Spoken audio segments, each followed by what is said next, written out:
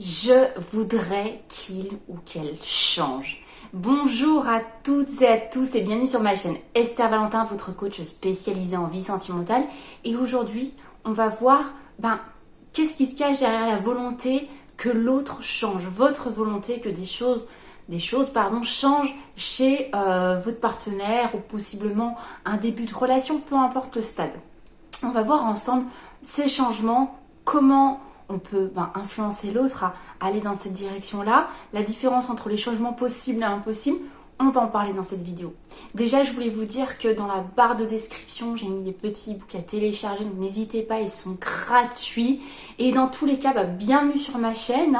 Si ça n'est pas déjà fait, abonnez-vous, ce sera avec grand plaisir que je vous verrai peut-être dans les commentaires ou avec vos likes au fil des vidéos. J'aborde ici tout le thème de la vie sentimentale. Donc, je voudrais qu'il change ou qu'elle change, peu importe, on est sur le changement de l'autre. Dites-vous bien que ça arrive souvent. Je retrouve très souvent en coaching le fait qu'une problématique se fasse beaucoup sur le fait qu'on espère un changement de l'autre. Et là, c'est pour ça qu'on va parler des deux différents changements. Il y a, par exemple, il faut vraiment les différencier. Nous différencions les demandes simples. Quand j'entends simple, vous allez voir, c'est des demandes qui sont accessibles. On va voir pourquoi, comment.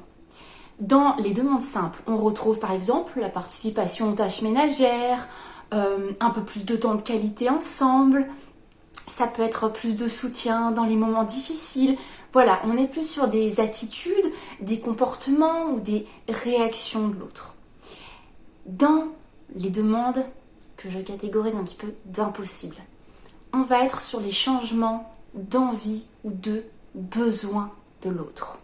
Là, on a vraiment une atteinte à ce que l'autre est. Donc en fait, on veut que l'autre ne soit pas ce qu'il est. Et là, c'est là que je retrouve le plus souvent la problématique, c'est qu'il faut bien différencier déjà ces deux demandes que vous avez, ces deux attentes. Si vous êtes dans une demande que j'ai catégorisée comme simple, on va voir ensemble comment on amène à une communication qui peut ouvrir à ce changement de l'autre, s'il le souhaite, s'il vaut aussi ce qu'il a gagné, mais on va en reparler. Si vous êtes dans la catégorie des demandes impossibles, vous allez devoir faire une introspection à vous demander, mais si je veux que l'autre change sur des valeurs fondamentales qui lui sont propres, des besoins qui lui sont propres, des envies, on va un petit peu à l'encontre d'une relation saine. Attention à revoir en fonction de la situation, je vous donne ça, c'est de manière très générale.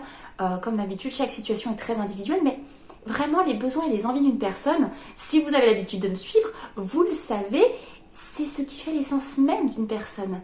Je suis ce que je suis pour mes valeurs, mes qualités, mes défauts aussi, mes besoins et mes envies. C'est ce qui me différencie d'un autre être humain. Donc, soit on m'apprécie pour ce que je suis, avec toute ma différence, parce qu'elle apporte quelque chose, mais soit vous n'y appréciez pas, ça n'apporte rien à l'autre, et dans ce cas-là, il n'y a pas de connexion possible. En tout cas, voilà, on ne peut pas choisir un être humain qu'en partie. On peut toujours avoir des aspects de lui qui nous dérangent un peu plus, mais espérer un changement sur son essence même, c'est déjà de l'amour conditionnel. Je t'aimerais à une condition que tu ne sois pas toi entièrement. Là, il y a un problème d'attachement. Est-ce que vous aimez vraiment l'être humain pour ce qu'il est, mais qu'il y a des attitudes qui peuvent embellir et agrandir encore la relation, la faire évoluer, et évoluer votre bien-être, ou est-ce que vous êtes seulement à vous diriger toute votre attention sur ce que la personne pourrait être, mais n'est pas, et vraiment vous concentrer sur ce que ça vous apporterait s'il était ce que vous voulez. Bref, en gros, les changements sur les demandes impossibles, un gros panneau, attention vraiment à relativiser complètement. Pour les demandes simples, je disais qu'on allait voir ensemble comment on les exprime. Parce que, petit panneau, attention, les reproches et les ultimatums, c'est à bannir. Vous allez vraiment vous mettre en position un petit peu agressive concernant l'autre. Qu'est-ce qui se passe quand la personne lui sent venir des reproches ou un ultimatum?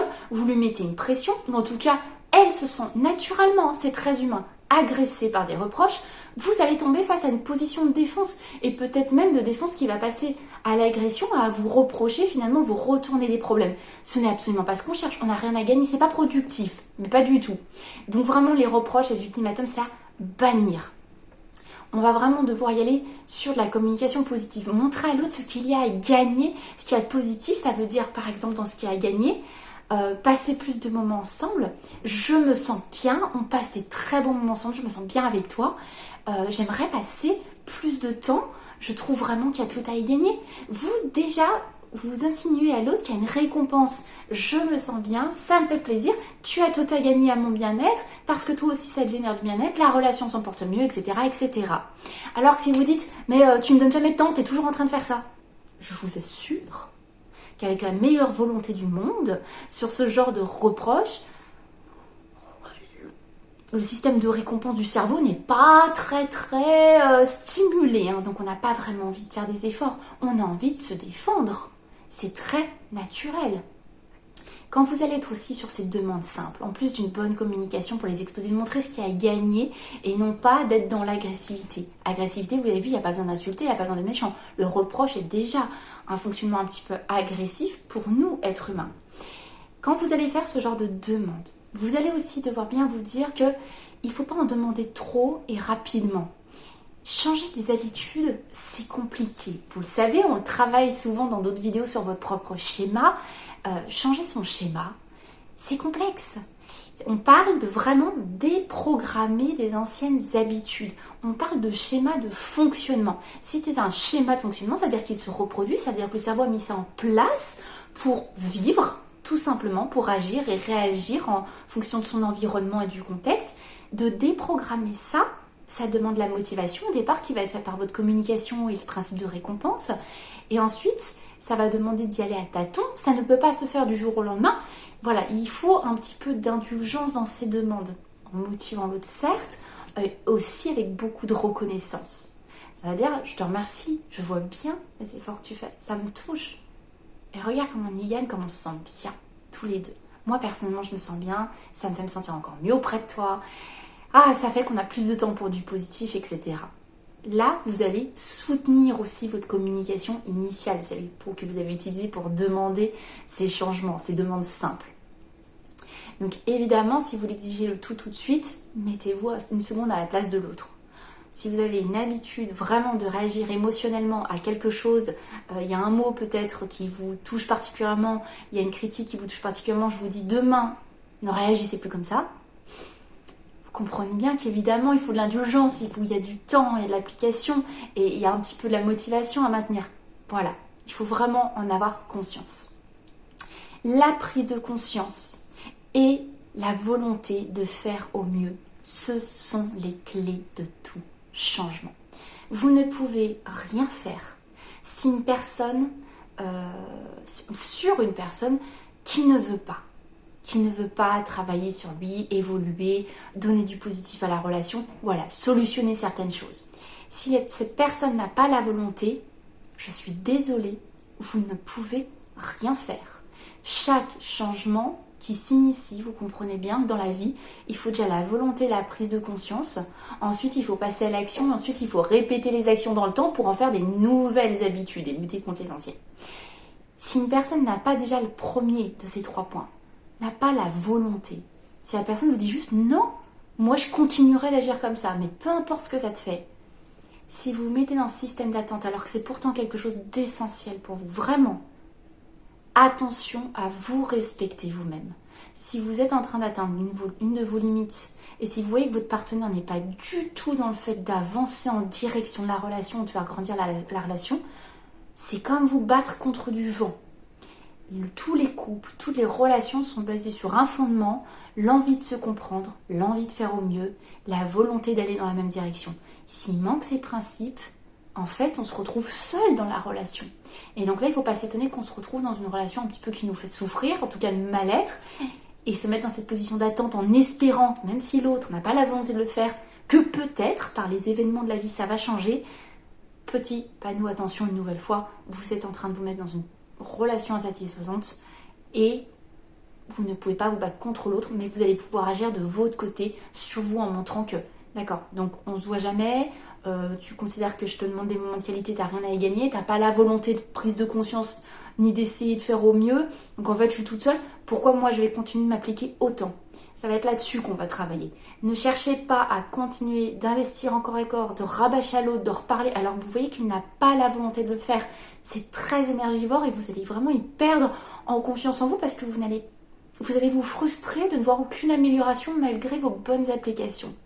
Donc voilà, j'espère que cette vidéo vous a apporté des bonnes informations. En tout cas, on est sur de l'information concrète, là, sur quand j'aimerais que l'autre change, qu'est-ce qui se cache derrière. Analysons déjà le changement que vous en attendez, est-ce qu'il est réalisable, est-ce que c'est pas réalisable. Ça permet aussi de se poser les bonnes questions, mais en fait, j'attends quoi moi finalement? Un autre être humain finalement, si je ne le veux qu'en partie et que je n'aime pas ce qu'il est? Ou est-ce que je suis sur vraiment des changements qui je vois bien, sont dans la lignée d'une relation plus épanouissante et on a tous les deux à y gagner. Ce n'est pas que moi, on va y gagner tous les deux au final. Ça respecte mes besoins, ça respecte mes envies. Je suis aussi dans le respect de l'autre sur ça. Voilà, je vous fais quelque chose, vous le savez, c'est mon style de très très sain avec des bases solides. Donc encore une fois, j'espère que ces conseils vous ont plu. Si c'est le cas, n'hésitez pas à liker cette vidéo, ça fait toujours très plaisir. Et dans tous les cas, je vous dis à très très vite dans une prochaine vidéo parce que je ne vous lâche pas. Bye bye.